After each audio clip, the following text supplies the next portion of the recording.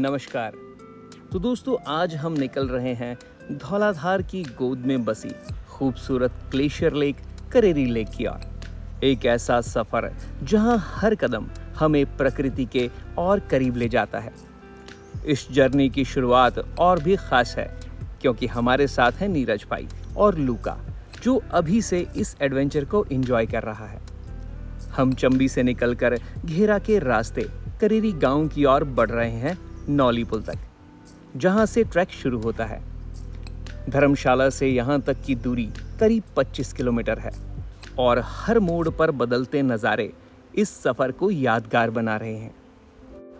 पहाड़ी खूबसूरत रास्तों से गुजरते हुए हम अब पहुंच रहे हैं करेरी गांव के नौली पुल तक, जहां से आज का ये सफ़र एक नई शुरुआत लेने वाला है। यहाँ तक आते आते हर मोड़, हर दृश्य हमें प्रकृति के और करीब ले आता है और अब ऐसा महसूस हो रहा है जैसे असली यात्रा यहीं से शुरू होती है।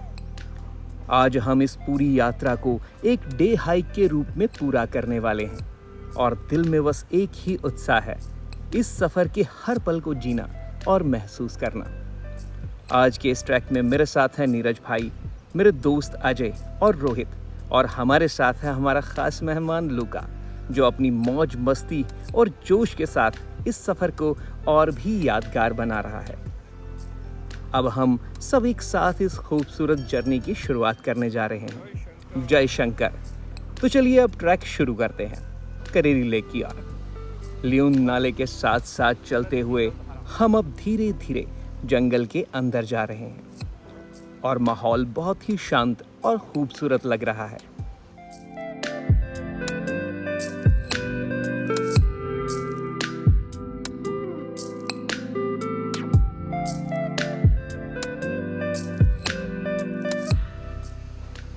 कुछ देर चलते हुए हम पहुंचते हैं झील कैफे, एक शांत और खूबसूरत जगह जहां तेज बहते पानी की आवाज चारों तरफ गूंज रही है और पूरा माहौल सुकून से भरा है। यहाँ एक छोटी सी दुकान भी है जहाँ हम थोड़ा रुककर आराम कर रहे हैं और यहीं पर लूका अपना ब्रेकफास्ट एंजॉय कर रहा है। तो अब हम अपने सफ़र को जारी रखते हुए आगे की ओर बढ़ रहे हैं करेरी लेक की तरफ। और आज का हमारा ये डे हाइक है, इसलिए आराम आराम से चलते हुए हर पल को एंजॉय कर रहे हैं। करेरी लेक का ट्रैक एक मॉडरेट लेवल का ट्रैक है, यानी ना बहुत आसान ना बहुत कठिन, बस सही पेस और थोड़ा सा धैर्य हो तो ये सफ़र आराम से पूरा किया जा सकता है। शुरुआत में रास्ता आसान और बेहद खूबसूरत लगता है और सबसे अच्छी बात यह है कि पूरा ट्रेल अच्छी तरह से चिन्हित है, इसलिए रास्ता भटकने का डर बहुत कम रहता है। जैसे जैसे हम आगे बढ़ते हैं, रास्ता ज़्यादातर पत्थरों से बने नेचुरल स्टेप्स का होता है, इसलिए धीरे धीरे और संतुलित कदमों के साथ चलना ही इस सफ़र को आसान बनाता है। शुरुआत में ये रास्ता सरल लगता है, लेकिन आगे चलकर यही आपको अपनी स्टैमिना और धैर्य का असली महत्व समझाता है। और हर कदम के साथ ये सफ़र सिर्फ चलने का नहीं बल्कि महसूस करने का अनुभव बन जाता है। ये ट्रैक एक तरफा से लगभग 10 किलोमीटर का है, जो हमें करीब 3000 मीटर की ऊंचाई तक लेकर जाता है और इसी के साथ प्रकृति का रूप भी बदल जाता है। घने जंगलों से खुली घाटियों तक का ये बदलाव मन को छू जाता है। अगर आप पहली बार ट्रैक कर रहे हैं तो बिना जल्दबाजी के आराम आराम से चलते हुए इसे आसानी से पूरा किया जा सकता है। और अगर आप रेगुलर ट्रैकिंग करते हैं तो ये ट्रैक आपको एक संतुलित और सुकून भरा एडवेंचर अनुभव देता है। सबसे खास बात यह है कि इस पूरे सफ़र में प्रकृति हर कदम पर आपका साथ देती है। बदलते नज़ारे, ठंडी हवा, साथ बहती जलधारा, छोटे छोटे झरने और पहाड़ों की शांति आपको भीतर से जुड़ने का एहसास कराते हैं। इसलिए ये ट्रैक सिर्फ एक दूरी तय करने का नहीं बल्कि एक ऐसा अनुभव है जो दिल और यादों में लंबे समय तक बना रहता है। तो अब हम पहुंच गए हैं रियोटी, जो इस ट्रैक का हाफ पॉइंट है। यहाँ की ऊंचाई करीब 2500 मीटर है और यहाँ पहुंचकर एक अच्छा सा सुकून मिलता है। लगता है कि आधा सफर आराम से पूरा हो गया। अब आगे का रास्ता और भी मजेदार होने वाला है। ये जगह कैंपिंग के लिए बहुत बढ़िया है। खुला सा एरिया, पास में बहती जलधारा की आवाज और चारों तरफ पहाड़। सच में यहाँ रुककर नेचर को और करीब से महसूस करने का मन करता है। वैसे तो आपको पूरे रास्ते में जगह जगह कैंप्स मिल जाते हैं, लेकिन ये कैंप्स सीजनल होते हैं, इसलिए आने से पहले थोड़ा चेक कर लेना बेहतर रहता है। लूका तो ट्रैक को पूरे मजे से एंजॉय कर रहा है। कभी आगे दौड़ता है तो कभी रुककर पानी में नहाने लगता है। उसे देखकर हमारा भी सफर और ज्यादा मजेदार हो जाता है।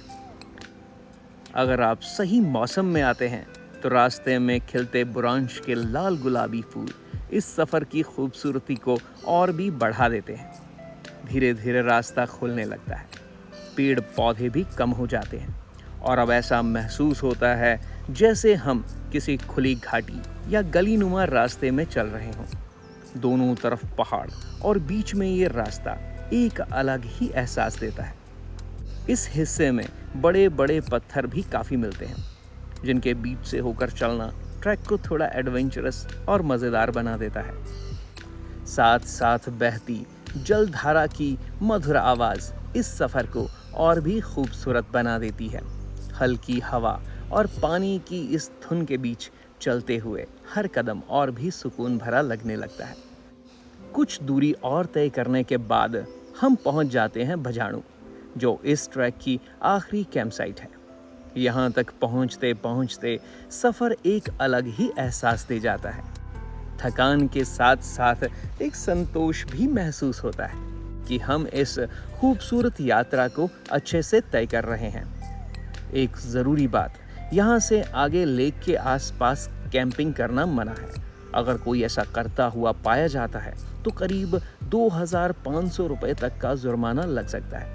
इसलिए इन नियमों का पालन करना बहुत ज़रूरी है ताकि इस जगह की प्राकृतिक खूबसूरती और शांति बनी रहे। भजाणु से जब आप सामने की ओर देखते हैं तो बर्फ़ से ढके पहाड़ों का नज़ारा बेहद खूबसूरत लगता है। एक ऐसा दृश्य जो सीधे दिल को छू जाता है। और आखिरकार हम पहुंच चुके हैं करेरी लेक, इस सफ़र का सबसे खूबसूरत पड़ाव। यहाँ पहुँचते ही सारी थकान गायब हो जाती है। चारों तरफ बर्फ़ से ढके पहाड़, दूर तक सफ़ेद चोटियाँ और झील के किनारे पर जमी हल्की बर्फ़। ये नज़ारा सच में दिल को छू जाता है। ये सफ़र एक जगह नहीं है, एक एहसास है जहाँ पहुंचकर मन पूरी तरह शांत हो जाता है। करेरी लेक सिर्फ एक खूबसूरत झील नहीं है, ये एक पवित्र स्थान भी है जो महादेव को समर्पित माना जाता है। यहाँ पास ही महादेव और माँ दुर्गा का एक मंदिर भी है जहाँ हम दर्शन कर रहे हैं और ऐसा महसूस होता है कि इस शांत और दिव्य वातावरण में आकर मन और भी ज़्यादा शांत हो जाता है। पहाड़ों के बीच ये जगह सिर्फ प्रकृति नहीं बल्कि आस्था और सुकून का भी संगम है। तो दोस्तों, आप यहाँ के खूबसूरत नज़ारों को एंजॉय कीजिए। करेरी लेक की ये शांति और सुंदरता सच में दिल को छू लेने वाली है। और हम अभी यहाँ लंच करेंगे, उसके बाद बर्फ़ में थोड़ा और एंजॉय करेंगे, खेलेंगे और इस पल को पूरी तरह जीने की कोशिश करेंगे। तो मिलते हैं आपसे कुछ देर बाद। तब तक के लिए एंजॉय कीजिए इन खूबसूरत नज़ारों को।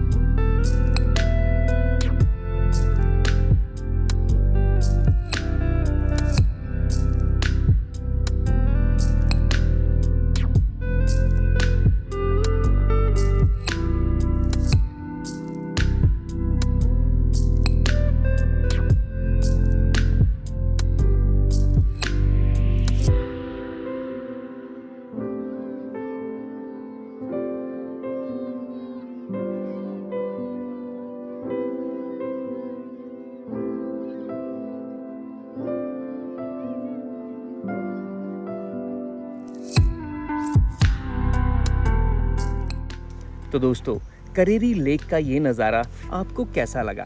कमेंट सेक्शन में ज़रूर बताइएगा। यहाँ की शांति, बर्फ से ढके पहाड़ और झील की ये खूबसूरती सच में शब्दों से बाहर है। एक ऐसा अनुभव जो दिल में बस जाता है। तो दोस्तों, आज का हमारा ये डे हाइक अब धीरे धीरे ख़त्म होने को है और हम अब वापस नौली पुल की ओर जा रहे हैं, जहां से हमने इस खूबसूरत ट्रैक की शुरुआत की थी। करेरी लेक ट्रैक के लिए कुछ ज़रूरी टिप्स।